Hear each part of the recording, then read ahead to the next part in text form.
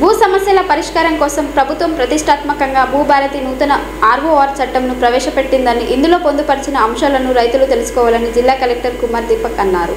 ఆదివారం జిల్లాలోని చెన్నూరు మండల కేంద్రంలో మైనారిటీ ఫంక్షన్ హాల్ నందు భూభారతి నూతన ఆర్ఓఆర్ చట్టంపై ఏర్పాటు చేసిన అవగాహన సదస్సుకు జిల్లా అదనపు కలెక్టర్ సభావత్ మోతీలాల్, చెన్నూరు నియోజకవర్గ శాసనసభ్యులు గడ్డం వివేకానంద, మంచిర్యాల రాజస్వ మండల అధికారి శ్రీనివాసరావు, తహసీల్దార్ మల్లికార్జునులతో కలిసి హాజరయ్యారు. ఈ సందర్భంగా జిల్లా కలెక్టర్ మాట్లాడుతూ, ప్రభుత్వం ప్రవేశపెట్టిన భూభారతి నూతన ఆర్ఓఆర్ చట్టం ద్వారా హక్కులు, రికార్డులలో తప్పుల సవరణకు అవకాశం కల్పించడం జరిగిందని, రిజిస్ట్రేషన్, మ్యూటేషన్ చేసేందుకు ముందు భూముల వివరాలు పూర్తి స్థాయిలో సర్వే చేసి మ్యాప్ తయారు చేయడం జరుగుతుందని, పెండింగ్ సాదా బైనామా దరఖాస్తులను పరిష్కరించడం జరుగుతుందని, వారసత్వంగా వచ్చిన భూములకు విరాసత్ చేసే ముందు నిర్ణీత కాలంలో సమగ్ర విచారణ చేయడం జరుగుతుందని తెలిపారు. మండల కేంద్రంలోని 100 పడకల సామాజిక ఆరోగ్య కేంద్రం పరిధిలో ఇందిరా మహిళా శక్తి పథకంలో భాగంగా చెన్నూరు మండల సమాఖ్య ఆధ్వర్యంలో ఏర్పాటు చేసిన ఇందిరా మహిళా శక్తి క్యాంటీన్ను ప్రారంభించారు. ఈ కార్యక్రమంలో మండల పరిషత్ అభివృద్ధి అధికారి మోహన్, ఎంఆర్ఓ మల్లికార్జున్, సంబంధిత అధికారులు తదితరులు పాల్గొన్నారు.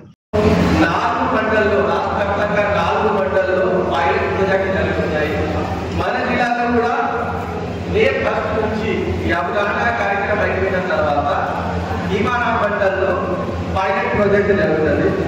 కానీ ఈ భూభారతి చట్టం తీసుకొని వస్తే మనకి లాభం ఏమున్నాయి, దాని గురించి ప్రజలకు కరెక్ట్గా అవగాహన ఉండాలి.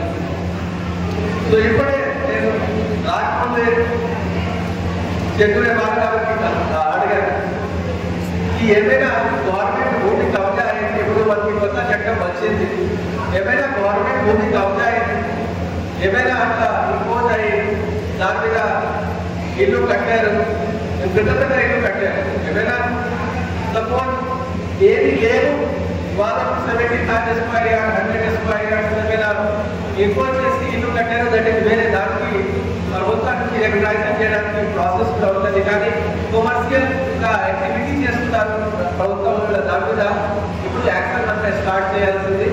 ఐ థింక్ ఎంఆర్ఓ గారు కూడా 2-3 నోటీస్ జారీ చేశారు. ఖచ్చితంగా రాష్ట్ర ప్రభుత్వ భూమి ఎవరైనా ఇన్ఫోర్స్ చేశారో, కమర్షియల్ యాక్టివిటీ చేస్తున్నారు, దానికి మన దగ్గరకి తీసుకొని ఈ వచ్చిన చట్టంలో అసైన్మెంట్ కమిటీ సంబంధించిన కూడా ఏర్పాటు ఉంటుంది. గవర్నమెంట్ చెన్నూరు ఎమ్మెల్యే గారు ఆధ్వర్యంలో చెన్నూరు కాన్స్టిట్యూన్సీకి సంబంధించిన అసైన్మెంట్ కమిటీ ఏర్పాటు ఉంటుంది. అండ్ ఎవరైనా పేద వాళ్ళు ఉంటారు, ఎవరైనా ఏమి లేవు లేని వాళ్ళు ఉంటారు అంటే వాళ్ళకి చాలా సమయం నుంచి సాగు చేసిన భూమికి పట్టా ఇవ్వడం జరుగుతుంది. So that is one major important. ఇంకా ఒకటి ఇంపార్టెంట్ ఏమున్నాయి అంటే, ఇప్పుడు మనం చూస్తే ధరకి సంబంధించిన సాగు భూమి మాత్రమే వివరాలు ఉంటుంది. సో సపోజ్ మీ దగ్గర ఒక ఎకరం భూమి ఉన్నాయి, దాంట్లో 500 స్క్వేర్ యార్డ్ మీ సిస్టర్కి ఇచ్చేసారు, సెటిల్మెంట్ కింద ఫ్యామిలీ పార్టీషన్ కింద 500 స్క్వేర్ యార్డ్ 12-13లో ఇచ్చేసారు. ఎల్ఆర్ఈపీ వచ్చిన టైంలో ఆ నాన్ అగ్రికల్చర్ భూమి ధర్మీకి రాలేదు, అండ్ ధర్మీలో నాన్ అగ్రికల్చర్ భూమికి ఎక్కడానికి అవకాశం లేవు.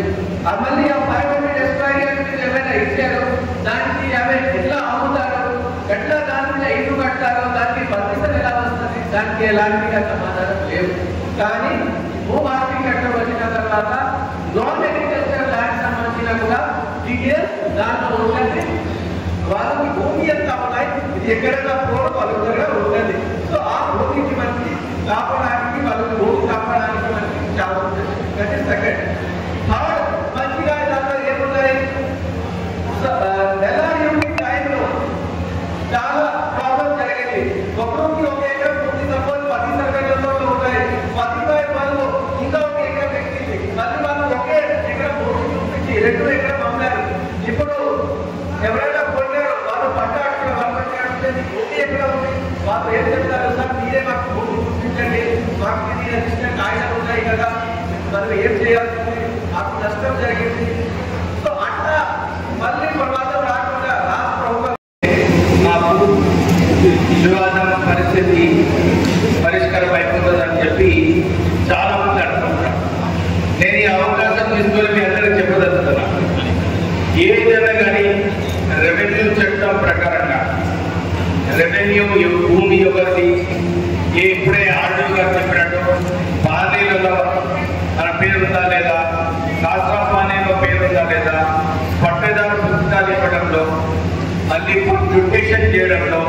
ఇవన్నీ రెవెన్యూ చట్టాలన్నీ కూడా మన రెవెన్యూ డిపార్ట్మెంట్ ఎంఆర్ఓ గారు మన లోకల్ ఎంఆర్ఓ గారు చేస్తారు, ఆర్డీఓ గారు చెక్ చేస్తారు, కలెక్టర్ గారు. అంటే అన్ని ఎక్కడైతే సరిగా నడుస్తుందో, ప్రాబ్లం ఏముంటుందో అది సరిగా నడుస్తుంది.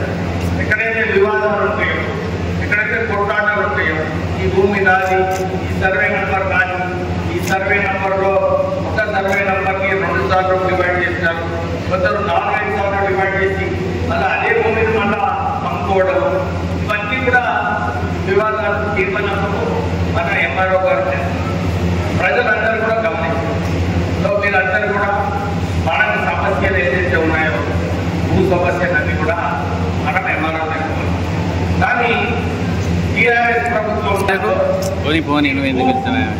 భూదందా ఏదైతే ఆ రోజుల్లో నడిచిందో అది కేవలం ధరణి పోర్టల్. ఆ ధరణి పోర్టల్ తేవడం వల్ల టీఆర్ఎస్ నాయకులందరూ కూడా ఆ ధరణి పోర్టల్ని వాడుకొని భూములన్నీ కూడా తగాదాలు వాళ్ళే సెటిల్మెంట్ చేసుకొని కలెక్టర్ ద్వారా ఆ రోజులలో వారు అన్ని భూముల పైన కబ్జాలు చేసేది. అప్పుడు దాని తర్వాత మీరే పోయి 50% ఇవ్వడం అన్నీ కూడా అవకతవకలు ధరణి పోర్టల్లో కావడం. చాలా చోట్ల కూడా పట్టా భూములు ఉన్నాయి కూడా ఇది ప్రొహిబిటెడ్ లిస్ట్ అని చెప్పి మళ్ళీ ప్రొహిబిటెడ్ లిస్ట్లో వేసి మన లోకల్ టీఆర్ఎస్ నాయకులతో వాటితో అడ్జస్ట్మెంట్ చేసుకొని మళ్ళీ ప్రొహిబిటెడ్ లిస్ట్ నుంచి తీయడం జరిగింది. అంటే వేలాది కోట్ల ఎకరాలు హైదరాబాద్లో, గ్రామాలలో అన్ని చోట్ల కూడా టీఆర్ఎస్ నాయకులు ఈ ధరణి పోర్టల్ని వాడుకొని ప్రజలను చాలా ఇబ్బంది పెట్టినారు. చాలా సమయం నేను అందరూ తెలుసు. మొన్న ఎలక్షన్లలో కూడా నేను ఎక్కడ పోయి ప్రచారం చేసినప్పుడు చాలా మంది ప్రజలు ఇదే చెప్పినారు, దానికి ధరణి పోర్టల్లో మాకు అన్యాయం అయింది, మాకు న్యాయం చేయాలి, కాంగ్రెస్ పార్టీకి గెలిచిన వల్ల మీరు న్యాయం చేయాలని చెప్పి మీరందరూ ఆ రోజులలో పోవడం జరిగింది. విధానంగా కాంగ్రెస్ పార్టీ ప్రభుత్వంలో వచ్చిన తర్వాత ఒక మంచి చట్టం తీసుకురావాలి, ఈ చట్టం ద్వారా మన ప్రజలకు హక్కులు కల్పించాలి, మళ్ళీ వివాదాలు ఉండొచ్చు, చాలా సమయాన్ని వివాదాలు పరిష్కరించడం జరుగుతుంది అని చెప్పి ఈ భూభారం తేవడం జరిగింది.